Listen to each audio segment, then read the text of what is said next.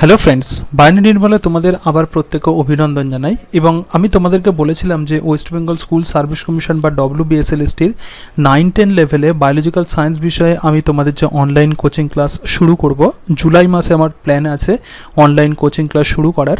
সুতরাং তার আগে আমি বেশ কয়েকটি ডেমো লেকচার ভিডিও আমি তোমাদেরকে দেব। যেমন এটি হলো আমার 3 নাম্বার ডেমো লেকচার ভিডিও, এবং অলরেডি আমি ফিজিওলজির একটি লেকচার ভিডিও আপলোড করেছি, এবং তার সঙ্গে সঙ্গে জুলজির একটি লেকচার ভিডিও গ্যাস্ট্রোলেশন অফ ফ্রগ সম্বন্ধে আমি আলোচনা করেছি। এবং আজকে বোটানির একটি টপিকস নিয়ে আলোচনা করব। এবং আমি তোমাদেরকে বারবার যে কথাটা বলছি সেটা হলো এই লেকচার ভিডিও তোমরা দেখবে, কারণ তোমাদের যে অনলাইন আমি ক্লাস নেব সেই ক্লাস প্রধানত আমি এই রকম প্যাটার্নে নেব। ওকে, অর্থাৎ এরকম আমার নোটস থাকবে এবং সেই নোটস থেকে আমি তোমাদেরকে বুঝিয়ে দেব। কেন এরকম নোটসগুলো থাকবে, এর কারণ হচ্ছে এই নোটসগুলো তোমরা যারা আমার ক্লাসে এনরোলড হবে তাদেরকে আমি এই নোটসের PDF তাদেরকে আমি প্রোভাইড করব। এবং প্রধানত SSCর উপর দৃষ্টি রেখে বা স্কুল সার্ভিস কমিশন এক্সামিনেশনের উপর দৃষ্টি রেখে আমার এই নোটসগুলো তৈরি করে। এবং আমি আমার অভিজ্ঞতা থেকে দেখেছি যে প্রধানত যে সমস্ত জায়গা থেকে প্রশ্ন আসে সেই সমস্ত জায়গারই নোটস প্রধানত এক্ষেত্রে তোমরা দেখতে পাবে। অর্থাৎ বিভিন্ন যে টপিকস আছে সেই বিভিন্ন টপিক্সের কোন রিজিয়ান্স থেকে প্রশ্ন আসে সেই সমস্ত রিজিয়ান্সগুলোই প্রধানত এক্ষেত্রে আমি হাইলাইট করেছি। সুতরাং এই নোটসগুলো তোমরা ভালোভাবে পড়বে এবং তাহলেই তোমাদের প্রিপারেশন অনেকটা এগিয়ে যাবে। তো আমি যে বিষয়টা বলছিলাম যে জুলজি, ফিজিওলজি এবং বোটানি এই তিনটি সাবজেক্টেরই আমি এক্ষেত্রে তোমাদেরকে কোচিং দেব। তাহলে প্রথমে সেই অনলাইন কোচিংয়ে তোমরা ফাইনালি জয়েন করার আগে এই নোটসগুলো তোমরা দেখবে এবং তোমরা ভাববে যে এই নোটসগুলি তোমাদের সুইটেবল হবে কিনা, এবং তবেই কিন্তু আমার কোচিং ক্লাসে তোমরা এনরোলড হবে। ওকে, সুতরাং আমাকে অ্যাকসেপ্ট করা অথবা না করা, this will be totally dependent upon you. অর্থাৎ তোমার যদি সুবিধা হয় তাহলে তোমরা ক্লাসে আমার অ্যাটেন্ড করবে, এবং যদি মনে হয় যে এই ক্লাস তোমার পক্ষে সুইটেবল নয় তাহলে আমি ইউটিউবে কিছু কিছু ভিডিও দেব, আর সেই ভিডিওগুলো তোমরা দেখতে পারো, সেক্ষেত্রেও তোমাদের উপকার হবে। ওকে, এবং এই প্রসঙ্গে আরও একটা কথা বলি যে অ্যাকচুয়ালি SSC এক্সামিনেশান ক্র্যাক করতে গেলে তোমাকে যে ম্যান্ডেটরি কোচিং সেন্টারে জয়েন করতেই হবে কিন্তু এরকম কোনো বিষয়টা নয়। তুমি যদি নিজে নিজে প্রিপারেশান নাও, খুব ভালোভাবে তুমি যদি প্রিপারেশান নাও, এইভাবে তুমি যদি শর্ট নোটস তৈরি করো তাহলে তো অবশ্যই তুমি SSC এক্সামিনেশান ক্র্যাক করতে পারবে। SSC এক্সামিনেশান ক্র্যাক করার সবথেকে গুরুত্বপূর্ণ যে বিষয় বা সবথেকে গুরুত্বপূর্ণ যেটা অত্যন্ত গুরুত্বপূর্ণ যে ঘটনাটা সেটাই আমি বলবো, সেটা হলো সেলফ কনফিডেন্স, নিজের প্রতি বিশ্বাস, এবং এতদিন তুমি যে বিষয় পড়েছো সেই বিষয়ে তোমার নলেজ। ওকে, সুতরাং এই দুটি বিষয় তোমার যদি থাকে তাহলে অবশ্যই তুমি SSC এক্সাম ক্র্যাক করতে পারবে। এবং আরও একটা কথা বলি যে SSC এক্সামিনেশানে যে প্রচুর যে শক্ত প্রশ্ন দেবে সেরকম কিন্তু নয়। SSC এক্সামিনেশানে যে সমস্ত প্রশ্নগুলো দেওয়া হয় প্রধানত কনসেপচুয়াল কোয়েশ্চেন্স। সুতরাং কনসেপচুয়াল কোয়েশ্চেন্স সম্বন্ধে তোমাদের নলেজ থাকা কিন্তু অত্যন্ত জরুরি। তো যেটা বলছিলাম যে কোনো একটা পার্টিকুলার টপিক্সের নোটস আমি ধরা যাক এক্ষেত্রে আমি বোটানির এই রকম PDF আমি তোমাদেরকে সেন্ড করব, এবং এই PDFে তোমরা দেখতে পাবে যে এই সমস্ত পেজগুলো তোমরা দেখতে পাবে যে পেজগুলো আমি তোমাদেরকে দেখালাম। আজকে আমি যে বিষয় নিয়ে আলোচনা করব সেটা হলো basic idea of our life. তার মানে আমাদের পৃথিবীতে যে সমস্ত জীবন আছে এই সমস্ত জীবন সম্বন্ধে বেসিক আইডিয়া আমি তোমাদের সঙ্গে আলোচনা করব। এবং এক্ষেত্রে দেখবে যে কয়েকটা ইম্পর্ট্যান্ট টার্মিনোলজি আছে এবং কিছু জীব আছে যে সমস্ত জীবগুলো সম্বন্ধে কনসেপ্ট রাখা অত্যন্ত গুরুত্বপূর্ণ। এবং আমরা জুলজি অথবা বোটানি ব্যাকগ্রাউন্ড যে কোনো অথবা ফিজিওলজি ব্যাকগ্রাউন্ড যে কোনো ব্যাকগ্রাউন্ডেরই আমরা স্টুডেন্টস হই না কেন, যে সমস্ত জীবের আমি এক্সাম্পল দেবো অনেক সময় তোমাদের মধ্যে ক্লিয়ার কনসেপ্ট থাকে না এই সমস্ত জীবগুলো সম্বন্ধে। সুতরাং আশা করি এই ভিডিও দেখলে তোমাদের সেই সমস্ত জীব সম্বন্ধেও কিন্তু ক্লিয়ার কনসেপশন চলে আসবে। ওকে, এবং যদিও তোমরা জানো যে কিংডম অফ লাইফ মানে আমি যে 5 কিংডম সিস্টেম অফ ক্লাসিফিকেশন আলোচনা করব RH হুইটেকারের ক্ষেত্রে, সুতরাং এই কিংডম অফ লাইফ সম্বন্ধে যদিও তোমাদের বেসিক আইডিয়া আছে কিন্তু তবুও SSC এক্সামিনেশনের জন্য কোন বিষয়গুলো ইম্পর্ট্যান্ট আমি সেগুলোই তোমাদের সঙ্গে আলোচনা করব। এবং আমি বারবার যে কথাটা বলছি সেটা হলো সাবজেক্টের কিন্তু কনসেপ্ট অত্যন্ত গুরুত্বপূর্ণ। ওকে, যদি কনসেপ্ট তোমার যদি ক্লিয়ার থাকে তবেই কিন্তু তুমি SSC এক্সামিনেশন ভালো করে ক্র্যাক করতে পারবে। তাহলে চলো আমরা দেখে নিই তো প্রথমেই যে বিষয়টা আমরা দেখব সেটা হলো পৃথিবীতে যে সমস্ত জীব আছে সেই সমস্ত জীবকে দুটি কিংডমে ভাগ করেছিলেন যে সায়েন্টিস্ট, তিনি হলেন বিজ্ঞানী ক্যারোলাস লিনিয়াস। সুতরাং Carolus Linnaeus proposed a two kingdom system of classification, এবং তিনি যে ক্লাসিফিকেশন দিয়েছিলেন এই ক্লাসিফিকেশনে তিনি দুটো কিংডমের কথা বললেন।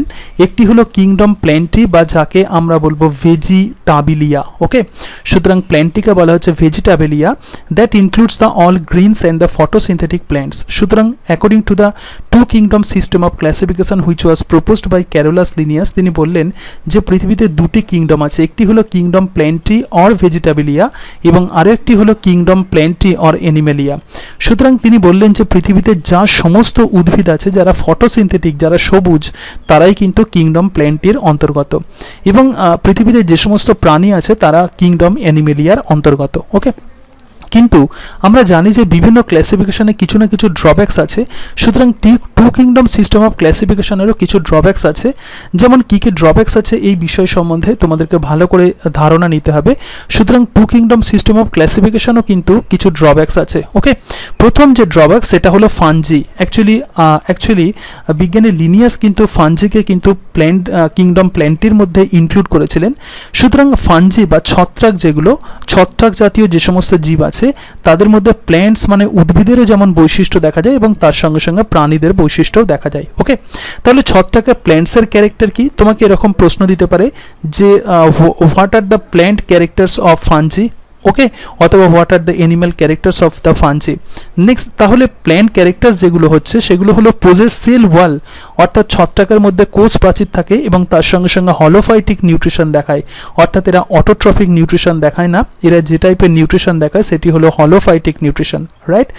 এবং তার সঙ্গে সঙ্গে ইমোবাইল, অর্থাৎ একটা জায়গা থেকে অন্য জায়গায় যেতে পারে না। তাহলে this R the plant characteristics of the fungi. Animal characteristics হচ্ছে ল্যাক ক্লোরোফিল, অর্থাৎ ক্লোরোফিল থাকে না, এবং তার সঙ্গে সঙ্গে হেটারোট্রফিক নিউট্রিশন অনেক সময় দেখায়। ওকে, সুতরাং ছত্রাকের মধ্যে হলোফাইটিক নিউট্রিশনও যেমন থাকবে তার সঙ্গে সঙ্গে হেটারোট্রফিক নিউট্রিশনও দেখা যায়। সুতরাং এগুলোই হলো প্রধানত ছত্রাকের উদ্ভিদ এবং প্রাণী বৈশিষ্ট্য, রাইট? তাহলে এক্ষেত্রে আরও একটা বিষয় তোমাদেরকে মনে রাখতে হবে, সেটা হলো প্ল্যান্টের মানে ফাঙ্গাসের যে সেল ওয়াল, এই সেল ওয়াল কম্পোজিশন অনেক সময় দেয়। So fungal cell wall is made up of chitin. তাহলে ফাঙ্গাসের যে সেল ওয়াল সেটা কি দিয়ে তৈরি হবে? সেটা কাইটিন দিয়ে তৈরি হবে। This is an important questions. Okay, next, at the lower level organization, তাহলে যত আমরা অনুন্নত যে সমস্ত জীব দেখতে পাবো, distinction between plant and animals are disappears. Okay, সুতরাং প্রথম যে এরকমই একটি লোয়ার লেভেল অর্গানিজমসের কথা আমরা দেখব সেটি হলো Euglena. Euglena both holophytic and the holozoic nutrition দেখায়। ওকে, অর্থাৎ এরা হলোফাইটিক নিউট্রিশনও যেমন দেখায় তার সঙ্গে সঙ্গে হলোজোইক নিউট্রিশনও দেখায়। সুতরাং এগুলো কিন্তু টু কিংডম সিস্টেম অফ ক্লাসিফিকেশনের ড্রব্যাকস। স্পঞ্জেস হলো branches and the fixed and the irregular in outline like the plants, অর্থাৎ যে সমস্ত স্পঞ্জ জাতীয় যে সমস্ত প্রাণী বা ফাইলাম পরিফেরা, এরা কিন্তু এক জায়গা থেকে অন্য জায়গায় মুভ করতে পারে না, অর্থাৎ এরা ফিক্সড থাকে। সুতরাং এরা কিন্তু যেটি হলো উদ্ভিদের বৈশিষ্ট্য, সুতরাং অথচ এরা কিন্তু অ্যানিমালস। ওকে, এবং Chlamydomonas is unicellular algae. Okay, so this is এককোষী শৈবাল এবং মোবাইল, অর্থাৎ এক জায়গা থেকে অন্য জায়গায় মুভ করতে পারে, regular shape and the photo sensitive organelle. সুতরাং ক্ল্যামাইডোমোনাস হলো এককোষী শৈবাল যারা এক জায়গা থেকে অন্য জায়গায় মুভ করতে পারে, এবং এদের আকৃতিও কিন্তু সুনির্দিষ্ট। আমরা সাধারণত জানি যে প্ল্যান্টসের আকৃতি ইররেগুলার, কিন্তু এক্ষেত্রে আমরা দেখতে পাচ্ছি যে ক্ল্যামাইডোমোনাসের আকৃতি কিন্তু রেগুলার, এবং তার সঙ্গে সঙ্গে ফটো সেন্সিটিভ কিছু অর্গানেলিস এদের ক্ষেত্রে দেখা যায়। তার সঙ্গে সঙ্গে prokaryotes in two kingdom system, all the prokaryotes are studied under the kingdom Plantae. সুতরাং এটা কিন্তু অত্যন্ত ইম্পর্টেন্ট একটি ব্যাপার, অর্থাৎ টু কিংডম সিস্টেম অফ ক্লাসিফিকেশনের সমস্ত প্রোক্যারিওটসকে কিন্তু কিংডম প্ল্যান্টির মধ্যে রাখা হয়েছে, অর্থাৎ উদ্ভিদ রাজ্যের মধ্যে তাদেরকে রাখা হয়েছে। With the advent of electron microscopy, অর্থাৎ ইলেকট্রন মাইক্রোস্কোপির আবিষ্কারের সঙ্গে সঙ্গে viruses and the prokaryotes have been become no relation with the plants. সুতরাং যখন ইলেকট্রন মাইক্রোস্কোপি যখন আবিষ্কার হলো তার সঙ্গে সঙ্গে এটাই প্রমাণিত হলো যে ভাইরাস এবং প্রোক্যারিওটস এর সঙ্গে কিন্তু উদ্ভিদের কোনো রকম সম্পর্ক নেই। But yet they are studied under the botany, কিন্তু তবুও তাদেরকে বোটানিতে বা বোটানি ব্রাঞ্চে তাদেরকে স্টাডি করা হয়। Next lichen are not given in appropriate place in Linnaeus classification. সুতরাং লিনিয়াস লাইকেনকে সঠিক স্থানে কিন্তু তিনি রাখতে পারেননি। Lichens represent an example of symbiotic relationship between algae and fungi. সুতরাং লাইকেন কি শৈবাল এবং ছত্রাকের একটি সিম্বায়োটিক অ্যাসোসিয়েশন, ওকে, অর্থাৎ এক ধরনের সহাবস্থান। সিম্বায়োটিক অ্যাসোসিয়েশন মানে কি, যখন দুটি স্পিসিস, এগুলি হলো একটি টাইপের পপুলেশন ইন্টারাকশান। সুতরাং যখন দুটো স্পিসিস যখন একে অপরের উপকার করে তখনই তাকে বলা হয় সিম্বায়োটিক অ্যাসোসিয়েশন। তো এক্ষেত্রে লাইকেন অর্থাৎ শৈবাল এবং ছত্রাকের symbiotic association হলো lichen. they have neither only plants or nor any animal characters। সুতরাং এদের প্ল্যান্টস অথবা অ্যানিম্যাল কোনো ক্যারেক্টার্স এদেরকে দেখা যায় না। সুতরাং তাহলে এদেরকে কোন রাজ্যে ফেলা হবে এটা কিন্তু একটি অ্যাম্বিগুয়াস ব্যাপার, ওকে। তাহলে এই যে পয়েন্টসগুলো আমি যেগুলো বললাম এগুলো অনেক সময় পরীক্ষাতে তোমাদের দিয়ে দিতে পারে। তোমরা এগুলো অনেক সময় পড়ো কিন্তু অতটা গুরুত্ব দাও না, কিন্তু এই বিষয়গুলো কিন্তু গুরুত্ব দিতে হবে। আমি বারবার বলছি যে কম্পিটিটিভ এক্সামে সেই সমস্ত প্রশ্নগুলোই দেওয়া হয়। জেনারেলি যে সমস্ত প্রশ্নগুলো কনসেপচুয়াল এবং যে সমস্ত প্রশ্নগুলো জেনারেলি স্টুডেন্টসরা ইগনোর করে যায়, ওকে। নেক্সট আমরা যেটা দেখব সেটা হলো three kingdom system of classification. এবং three kingdom system of classification যে সায়েন্টিস্ট দিয়েছিলেন তিনি হলেন আর্নেস্ট হেকেল।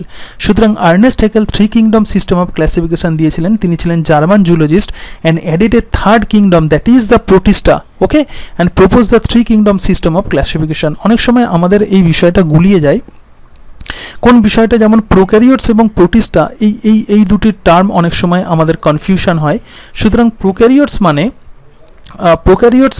মানে এরা প্রধানত সিঙ্গেল সেলুলার আমরা বলতে পারি, অর্থাৎ এককোষী, কিন্তু এদের সুগঠিত নিউক্লিয়াস থাকে না, ওকে, অর্থাৎ এদের ডিএনএ হলো নেকেড ডিএনএ, অর্থাৎ নিউক্লিয়াসের মধ্যে ডিএনএ প্রধানত থাকে না।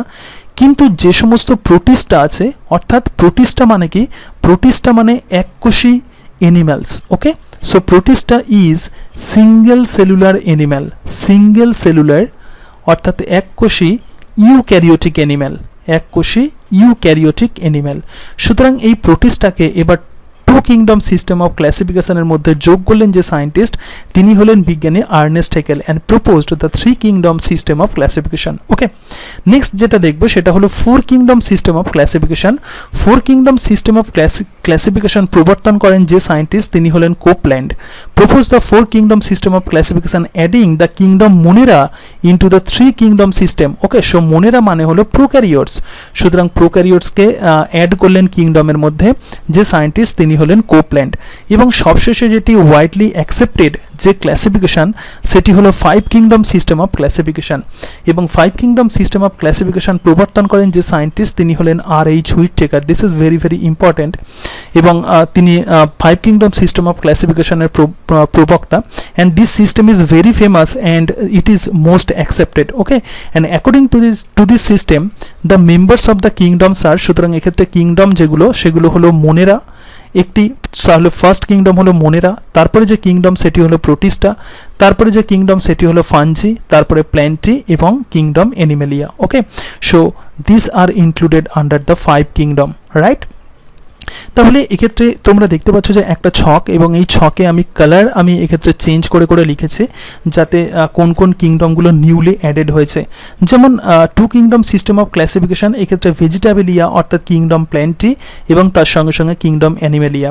তাহলে three kingdom system of classification যেটি বিজ্ঞানী আর্নেস্ট হেকেল যেটি প্রবক্তা যে সিস্টেম অফ ক্লাসিফিকেশনের, তো এক্ষেত্রে প্ল্যান্টি এবং অ্যানিমেলিয়া যেমন থাকবে টু কিংডম সিস্টেম অফ ক্লাসিফিকেশনের মতো, এর সঙ্গে সঙ্গে একটি নতুন কিংডম এক্ষেত্রে অ্যাডেড হলো, সেটি হলো kingdom Protista, okay.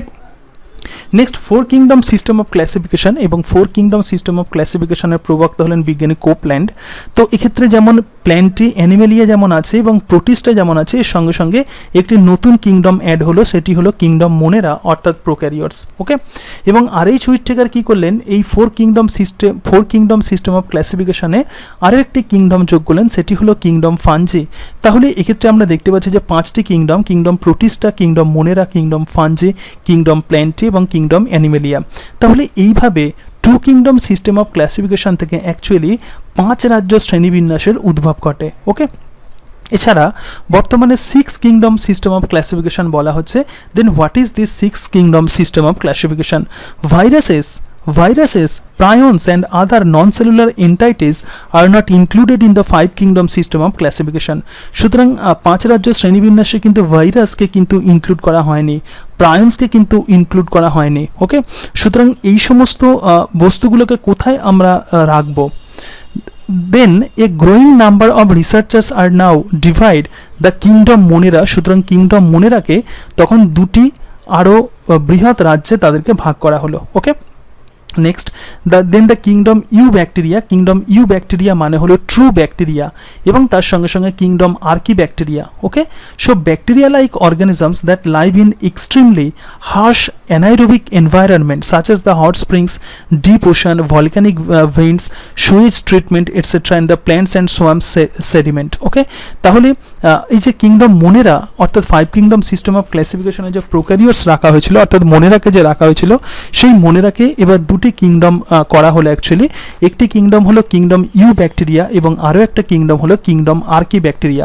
You bacteria মানে ট্রু ব্যাকটেরিয়া, অর্থাৎ যে সমস্ত ব্যাকটেরিয়াগুলো নর্মাল কন্ডিশনে থাকে, নর্মাল এনভায়রনমেন্টে থাকে, তারা ইনক্লুডেড হচ্ছে ইউ ব্যাকটেরিয়া এই কিংডমের আন্ডারে। এবং যে সমস্ত অর্গানিজমসগুলো প্রধানত বা যে সমস্ত প্রোক্যারিওট যারা হার্শ অ্যানাইরোবিক এনভায়রনমেন্টে যারা আছে অর্থাৎ এক্সট্রিম কন্ডিশনে, এক্সট্রিম এনভায়রনমেন্টাল কন্ডিশনে যারা আছে তাদেরকে বলা হলো কিংডম আর্কি ব্যাকটেরিয়া। ওকে, সুতরাং বিজ্ঞানী কার্ল উজ কিন্তু সিক্স কিংডম সিস্টেম অফ ক্লাসিফিকেশনের প্রবক্তা। এই বিষয়টা কিন্তু মনে রাখবে। অ্যাকচুয়ালি কার্ল উজ কিন্তু থ্রি ডোমেন সিস্টেম অফ ক্লাসিফিকেশনের যেমন প্রবক্তা, তার সঙ্গে সঙ্গে তিনি সিক্স কিংডম সিস্টেম অফ ক্লাসিফিকেশনের প্রবক্তা। অনেক সময় পরীক্ষাতে প্রশ্ন দিয়ে দিতে পারে। সুতরাং এক্ষেত্রে তিনি কিংডম মোনেরাকে তিনি দুটো ভাগে ভাগ করলেন, একটি হলো ইউ ব্যাকটেরিয়া এবং আরও একটা হলো আর্কি ব্যাকটেরিয়া। তার সঙ্গে সঙ্গে প্রোটিস্টা, ফাঞ্জি, প্ল্যান্টি এবং অ্যানিমেলিয়া। সুতরাং এই সবগুলো নিয়ে তাহলে আমরা দেখতে পাচ্ছি 1, 2, 3, 4, 5 এবং 6, সুতরাং মোট 6টি কিংডম আমরা দেখতে পাচ্ছি। ওকে, সুতরাং যদি আমরা সমগ্র বিষয়টা আমরা যদি লেখার চেষ্টা করি তাহলে কিংডম মোনেরা মানে সমস্ত প্রোক্যারিওটস যে সমস্ত জীব সেগুলো হলো মোনেরা। সেকেন্ড যে কিংডম সেটি হলো প্রোটিস্টা মানে এককোষী ইউক্যারিওটিক যে সমস্ত এনিম্যালস সেগুলোকে আমরা প্রোটিস্টা বলবো। Kingdom মোনেরা, Protista. তারপরে কিংডম ফাঞ্জি, আরএইচ হুইটেকার ছত্রাককে কিন্তু একটি আলাদা রাজ্যে রাখলেন। সুতরাং আমরা যখন ছত্রাক সম্বন্ধে পড়বো তখন সেটাকে সেপারেটলি পড়বো, প্ল্যান্টস গ্রুপের সঙ্গে আমরা তখন পড়বো না। ওকে, নেক্সট ফাঞ্জি। তারপরে হচ্ছে কিংডম প্ল্যান্টি অর্থাৎ সমস্ত উদ্ভিদ কিংডম প্ল্যান্টির অন্তর্গত এবং তার সঙ্গে সঙ্গে কিংডম অ্যানিমেলিয়া, রাইট। এবং বিজ্ঞানী কার্ল উজ এই মোনেরাকে বিজ্ঞানী কার্ল উজ আবার দুটি বৃহৎ কিংডমে ভাগ করলেন। একটি হলো ইউ ব্যাকটেরিয়া এবং আরও একটা হলো আর্কি ব্যাকটেরিয়া। ওকে, সুতরাং আগেই বলেছে যে ইউ ব্যাকটেরিয়া মানে ট্রু ব্যাকটেরিয়া এবং আর্কি ব্যাকটেরিয়া মানে হার্শ কন্ডিশনে যারা থাকে। তোমরা কিভাবে মনে রাখবে? ইউ ব্যাকটেরিয়া, ইউ মানে এক্ষেত্রে জানবে যে মডার্ন। ওকে, সুতরাং ইউক্যারিওটস মানে অনেক বেশি ডেভেলপ, তাহলে ইউ মানে মডার্ন। আর আর্কি ব্যাকটেরিয়া মানে এক্ষেত্রে এইভাবে মনে রাখতে পারো, সো দে আর এনসিয়েন্ট। ওকে, অর্থাৎ এরা হার্শ কন্ডিশনে এরা প্রধানত থাকে, অর্থাৎ এক্সট্রিম কন্ডিশনে এরা প্রধানত অবস্থান করে বা বসবাস করে, সেই জন্য এরা আর্কি ব্যাকটেরিয়ার অন্তর্গত। সুতরাং ইউ ব্যাকটেরিয়া এবং আর্কি ব্যাকটেরিয়া তোমাদের গুলিয়ে যেতে পারে। আমি কিন্তু এটা সায়েন্টিফিক্যালি বললাম না, আমি জাস্ট মনে রাখার জন্য আমি একটি ট্রিক্স বললাম। আমি যেভাবে মনে রেখেছি সেই বিষয়টা আমি তোমাদের সাথে আলোচনা করলাম। ওকে, তাহলে নিশ্চয়ই তোমরা বুঝতে পারছো যে কিভাবে বিভিন্ন রকম কিংডম সম্বন্ধে বিজ্ঞানীরা আলোচনা করছেন পরপর। ওকে, সুতরাং 2 কিংডম সিস্টেম আমরা আলোচনা করলাম, 3 কিংডম সিস্টেম অফ ক্লাসিফিকেশন আলোচনা করলাম, 4 কিংডম, 5 কিংডম সিস্টেম এবং তার সঙ্গে সঙ্গে কিভাবে বিভিন্ন কিংডম পরপর অ্যাড হচ্ছে এই বিষয়গুলো আমরা দেখলাম। এবং 6 কিংডম সিস্টেম অফ ক্লাসিফিকেশন প্রবর্তন করলেন বিজ্ঞানী কার্ল উজ। এই প্রসঙ্গে একটা ব্যাপার বলে দিই, সেটি হলো অনেক সময় দেখবে যে এসএসসি সিলেবাসের যে পার্টিকুলার যে তোমার যে সিলেবাস আছে সেই সিলেবাস অনুযায়ী যে তোমাকে পড়তে হবে এরকম কিন্তু হার্ড অ্যান্ড ফাস্ট রুলস নেই। যেমন এই যে সমগ্র বিষয় আমি আলোচনা করছি, দিস ইজ অ্যাকচুয়ালি এর কোনো স্পেসিফিক কিন্তু সিলেবাস নেই, কিন্তু তবুও এসএসসি এক্সামিনেশন ক্র্যাক করতে গেলে অবশ্যই তোমাকে বোটানির এই পার্ট কিন্তু পড়তে হবে। So this topics is not only included under the botany, but this is totally included under zoology and botany. Okay, তাহলে জুলজি এবং বোটানিতেও কিন্তু এই বিষয় অত্যন্ত গুরুত্বপূর্ণ। সুতরাং এই সম্বন্ধে কনসেপ্ট রাখা কিন্তু আমি বারবার বলছি অত্যন্ত ইম্পর্ট্যান্ট। ওকে, এবং এরপরে আমরা যেটা দেখব সেটা হলো 3 ডোমেন অফ লাইফ। অনেক সময় আমাদের এই সম্বন্ধে কনসেপশন থাকে না, what is the domain and what is kingdom.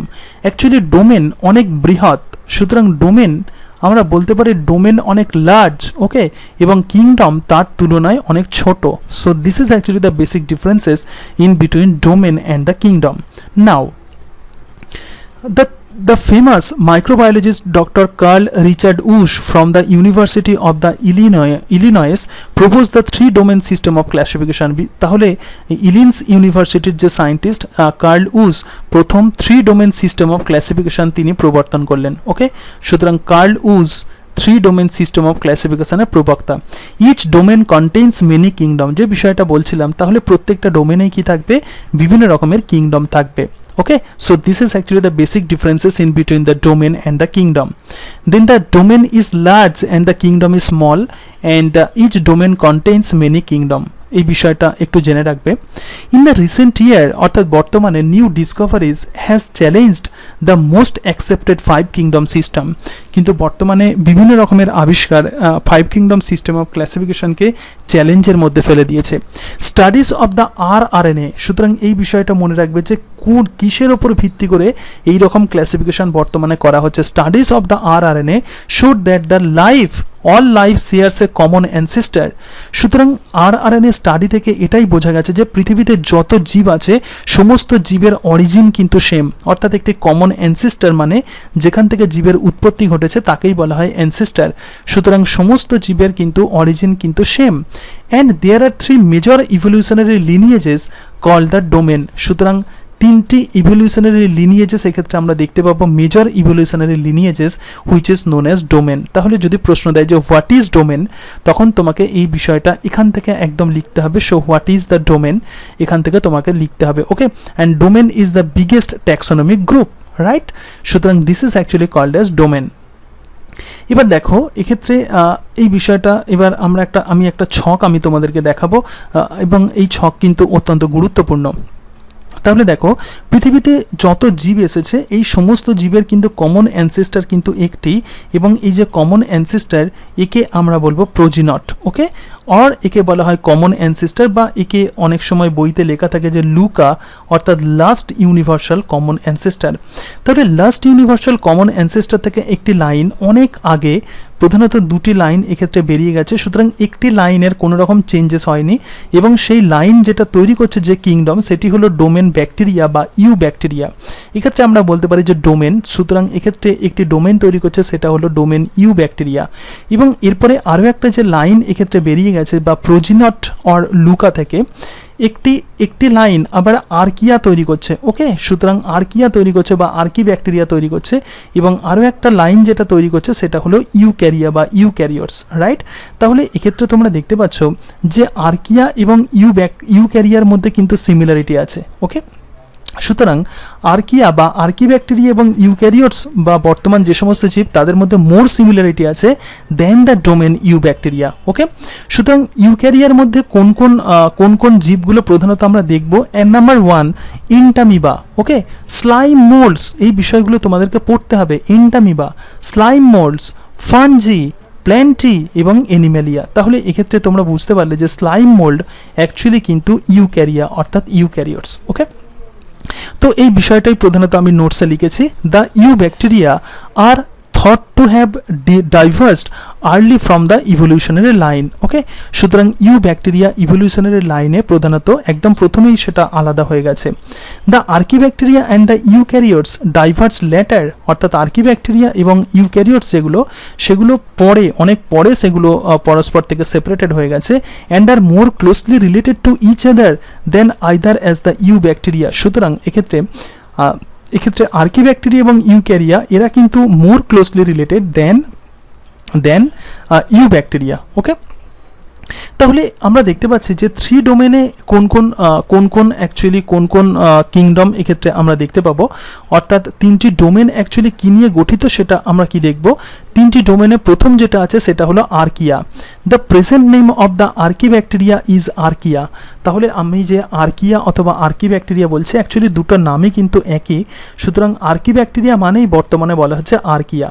Prokaryotic microbes live in extreme environment, সুতরাং archaebacteria simply the prokaryotic microbes, okay, অর্থাৎ এরা হলো প্রোক্যারিওটস এবং এরা হলো মাইক্রোবস, মানে মাইক্রোস্কোপের সাহায্যে এদেরকে দেখতে হয়। Such as the high temperature, high salt condition concentration or acidic environment, that is so they are known as the extremophiles, okay. তাহলে আর্কিয়া বা আর্কিব্যাকটেরিয়াকে আমরা বলবো এক্সট্রিমোফাইলস।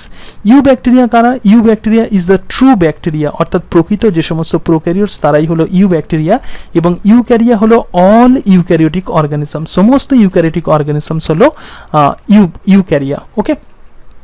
দেখো এরপরে যে বিষয় আমি তোমাদেরকে বলবো সেটা হলো ডোমেন আর্কিয়া সম্বন্ধে আমি মেনলি এক্ষেত্রে আলোচনা করব, এবং প্রধানত খুব কম ইনফরমেশন তোমরা ডোমেন আর্কিয়া সম্বন্ধে পাবে, এবং এরকম কংক্রিট ইনফরমেশন কিন্তু তোমাদের অবশ্যই রাখতে হবে।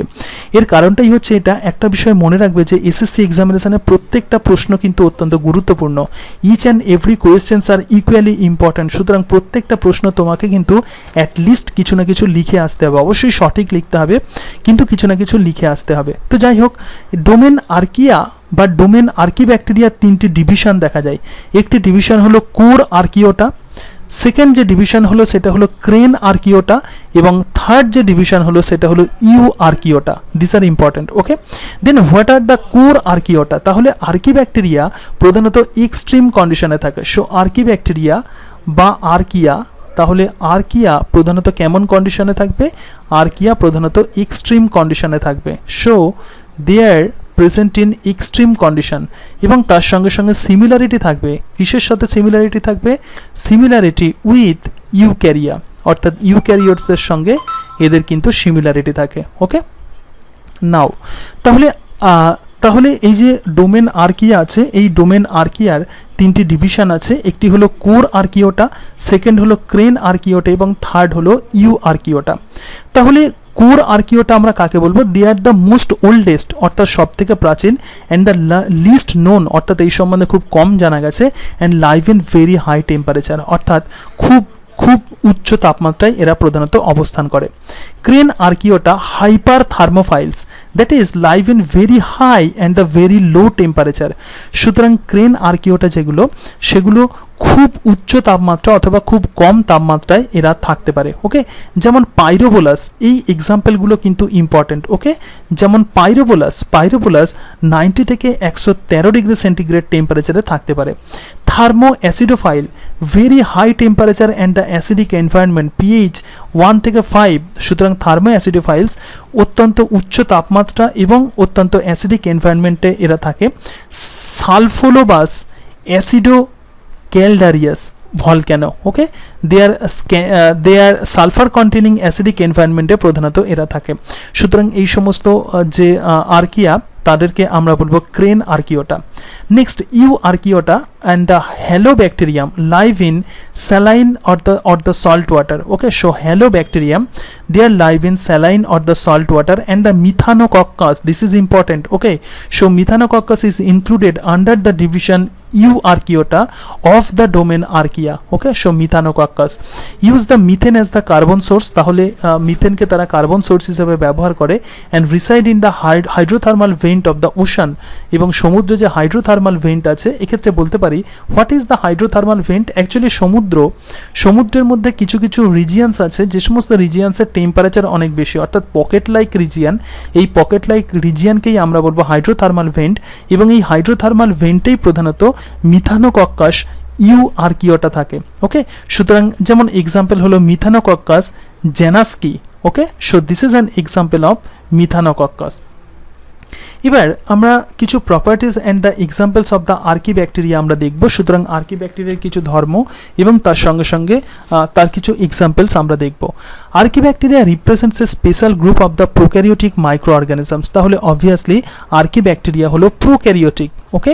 সুতরাং special group special group of the prokaryotic microorganisms as the prokaryotes archaebacteria is placed in kingdom Monera সুতরাং এটাকে কিংডম মোনেরার মধ্যে রাখা হয়েছে in most accepted 5 kingdom system of classification সুতরাং 5 রাজ্য শ্রেণীবিন্যাসে আর্কিব্যাকটেরিয়াকে কিন্তু কিংডম মোনেরার মধ্যে রাখা হয়েছে while their prokaryotic cell structure similar to the bacteria অর্থাৎ তাদের prokaryotic cell structure কিন্তু ব্যাকটেরিয়ার মতোই the genes of the archaebacteria and the several of their metabolic pathways are more closely related to those of eukaryotes. This is very very important. Okay, so while their prokaryotic cell structure যদিও তাদের prokaryotic cell structure আছে কিন্তু the genes of archaebacteria এবং কিছু metabolic pathway যেটা কিন্তু similar হচ্ছে eukaryotes সাথে okay now the first prokaryotes assigned to the domain archaea live in environment so extremes that few other organisms can survive there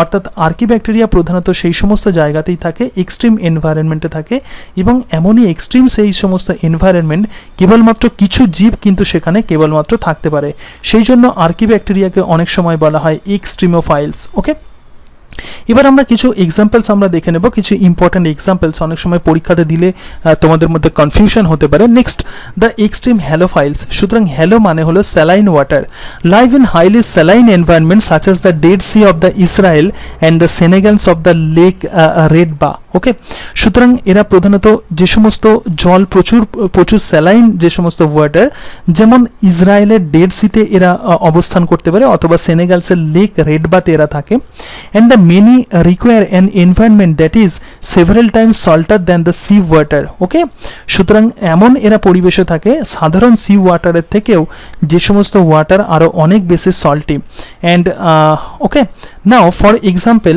halobacterium যেমন আমরা একটি example নিতে পারি halobacterium proteins and the cell wall have unusual features that improve the function in extremely salty environment but they cannot survive if the salinity drops 9% ওকে সুতরাং halobacterium হলো সেই সমস্ত archaebacteria যারা প্রধানত এক্সট্রিম স্যালাইন ওয়াটারে যারা অবস্থান করে কিন্তু স্যালাইনিটি যদি ওয়াটারে যদি কমে যায় তাহলে কিন্তু তাদের মৃত্যু ঘটতে পারে ওকে আর একটা বিষয় সেটা হলো কেন এরা স্যালাইন ওয়াটারে প্রধানত এরা অবস্থান করে এবং তার সঙ্গে সঙ্গে এদের আরও কিছু বিষয় বা আরও কিছু ইনফরমেশন তোমাদেরকে পড়তে হবে the light sensitive pigment the bacteriorhodopsin this is important okay so what is the bacteriorhodopsin bacteriorhodopsin is nothing but this is the light sensitive pigment gives the halobacterium its color lovely purple and pumps the proton to the outside of the membrane okay সুতরাং bacteria rhodopsin কি কাজ করে হ্যালোব্যাকটেরিয়ামের ক্ষেত্রে bacteria rhodopsin H+ আয়নকে প্রধানত ব্যাকটেরিয়ার দেহের বাইরে বের করে দেয় ওকে and when these protons flow back এবং যখন এই প্রোটন যখন আবার কোষের মধ্যে যখন প্রবেশ করে they are used as the synthesis of ATP okay and this protein is chemically very similar to the light detecting pigment of the rhodopsin so these are actually the differences in between the bacteriorhodopsin and the rhodopsin found in the vertebrate of the retina তাহলে তোমরা দেখতে পাচ্ছ যে আর্কিব্যাকটেরিয়ার সঙ্গে কিন্তু আমাদের ইউক্যারিওটসের কিন্তু কিছুটা সম্পর্ক আছে এই ক্ষেত্রে আমি তোমাদেরকে বললাম ওকে সুতরাং ব্যাকটেরিওরোডপসিন যেটা এই টাইপের যে হ্যালোব্যাকটেরিয়াতে যেগুলো থাকে অর্থাৎ এই টাইপের যে হ্যালোব্যাকটেরিয়ামে যে সমস্ত ব্যাকটেরিওরোডপসিন থাকে যেগুলো ফটোসিন যেগুলোকে আমরা বলতে পারি যে লাইট সেন্সিটিভ পিগমেন্ট যাকে আমরা বলতে পারি তারা H+ আয়নকে কোষের বাইরে বের করে দেয় এবং এই H+ আয়ন যখন ভিতরের দিকে ঢোকে জাস্ট কেমিওসমোটিক মেকানিজমের মতো ওকে সুতরাং H+ আয়ন যখন ভিতরের দিকে ঢোকে তখন ATP তৈরি হয় ওকে তাহলে এবং এই bacteria rhodopsin of the halobacteria is similar like the rhodopsin which is found in the which is found in the retina okay আমাদের রেটিনাতে যে rhodopsin থাকে যেটা রাতের বেলা দেখতে সাহায্য করে তার সঙ্গে এর সিমিলারিটি আছে নেক্সট এক্সট্রিম থার্মোফাইলস অর্থাৎ থার্মোস মানে হচ্ছে হট অর্থাৎ যে সমস্ত আর্কিব্যাকটেরিয়া অত্যন্ত উচ্চ টেম্পারেচার যুক্ত অঞ্চলে যারা অবস্থান করে তাদেরকে আমরা বলবো extreme thermophiles okay for example archaebacteria in the genus Sulfolobus okay সুতরাং সালফোবোলাস প্রধানত এক্সট্রিম থার্মোফাইলস আমরা সালফোবোলাসকে বলতে পারি live in the sulphur rich volcanic springs such as and as hot as the 90 degree centigrade temperature. Okay, সুতরাং volcanic বা আগ্নেয়গিরিতে এরা প্রধানত অবস্থান করে যেখানে টেম্পারেচার অনেক বেশি হয়। In this high temperature the cells of the most organisms will die.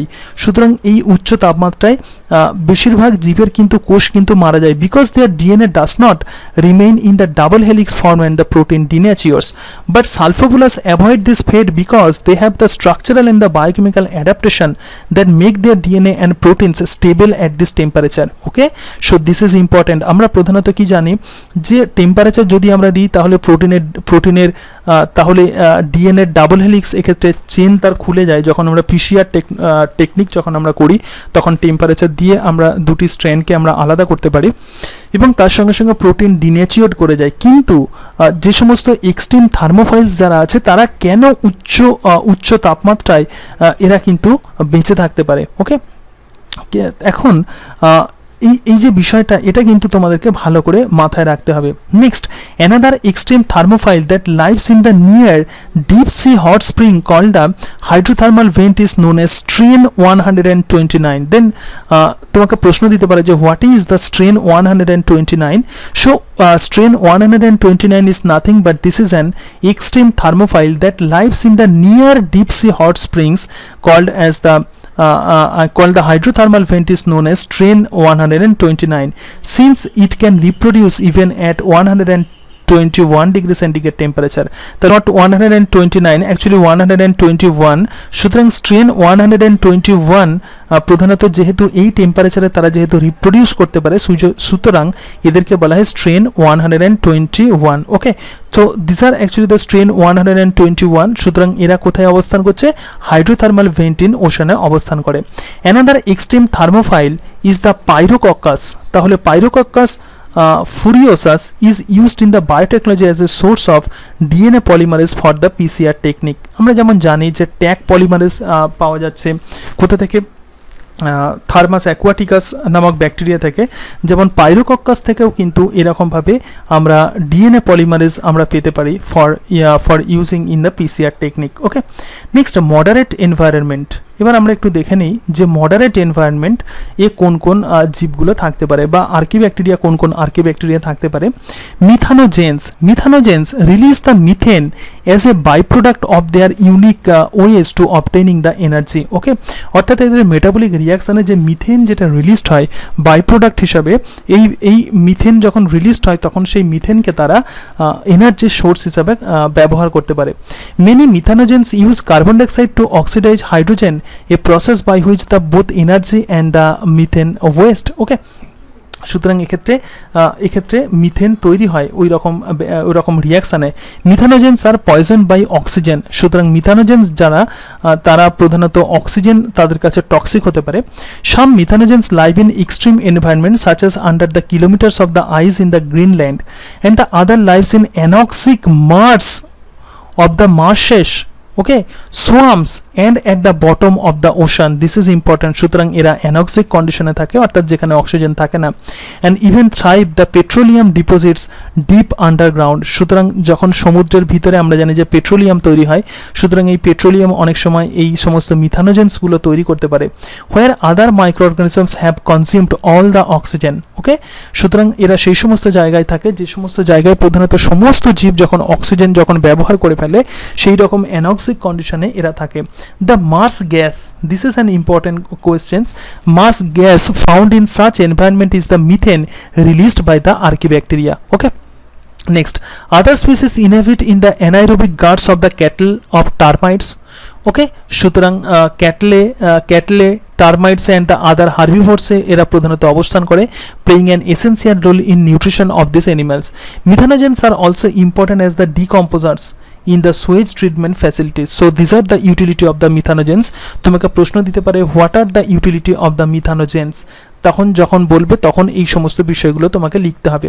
এবং লাস্ট যে ডিভিশন আমরা দেখেছিলাম আর্কিব্যাকটেরিয়া সেটা হলো Korarchaeota. Okay, so Korarchaeota, কোরন কথার মানে হলো young man. In 1996 researchers sampling a hot spring in the Yellowstone National Park to discovered archaea and placed it in a new clade the Korarchaeota. ওকে, বা core আর্কিওটা, right. সুতরাং 1996 সালে প্রথম এই core আর্কিওটার এরকম কিছু রিপ্রেজেন্টেটিভ প্রথম সায়েন্টিস্টরা আবিষ্কার করলেন।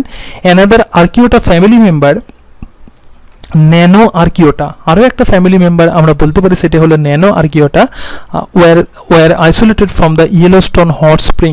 ওকে, this hot spring in the Siberia and from the hydrothermal vent in the Pacific. ওকে, তাহলে এই সমস্ত বিষয়গুলি প্রধানত আর্কি ব্যাকটেরিয়ার মধ্যে ইনক্লুডেড।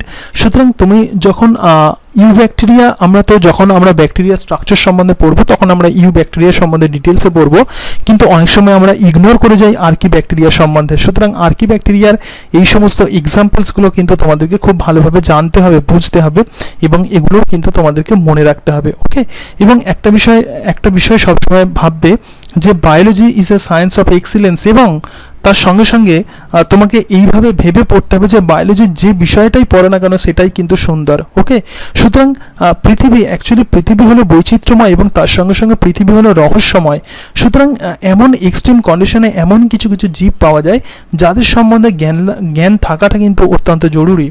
এবং প্রধানত স্কুলে সাধারণত তোমরা স্টুডেন্টসদের এই সমস্ত গল্পগুলো তোমরা বলতে পারো, এই রকম জায়গাতে এই সমস্ত জীবগুলো পাওয়া যায়, এবং স্কুলে যেহেতু এই সমস্ত বিষয়গুলো ইম্পর্ট্যান্ট বা ইন্টারেস্টিং হতে পারে সেই কারণের জন্য এখান থেকে কিন্তু প্রশ্ন দেওয়া হতে পারে। ওকে, এবং আমি বারবার যে কথাটা বলছি সেটা হলো এসএসসি এক্সামিনেশনে কিন্তু অত্যন্ত শক্ত প্রশ্ন কিন্তু দেওয়া হয় না, কনসেপচুয়াল প্রশ্ন দেওয়া হয়, এবং তার সঙ্গে সঙ্গে এটা দেখা হয় যে তুমি সমগ্র বিষয়টা জানো কিনা, তোমার কনসেপ্ট ক্লিয়ার আছে কিনা। ওকে, নেক্সট আমরা যেটা দেখবো সেটা হলো ব্যাকটেরিয়া, আর্কিয়া এবং ইউক্যারিয়ার মধ্যে পার্থক্য।